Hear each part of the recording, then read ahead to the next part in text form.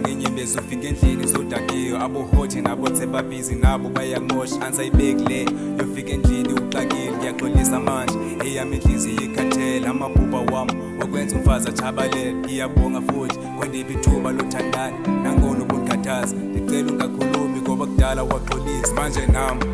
ngisacela uxolisa inhliziyo yakho ansafuni yanisini sacela usiduduza ngesisiginci sikamduduza andifuni uzenza idume ngokubulala ngoba nawe uzongibulela I just hate this ngoba manje sontshintshela I'm sorry wentokazi ngoba manje sekwanele wemntana omude ubula inhliziyo yami usiqhathanisa nomoya wami ngishaya uma ushoni la dala uthi mangenzela kwanele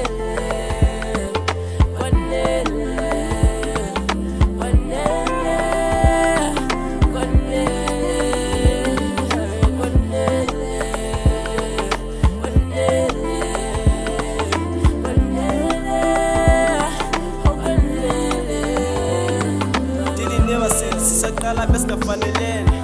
mina smart nawe ningazuba sophethe sesihlukene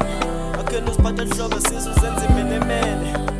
leza dark nayo khona impiyo thando bendithi soqoba nawo sohlulene nawo sohlukene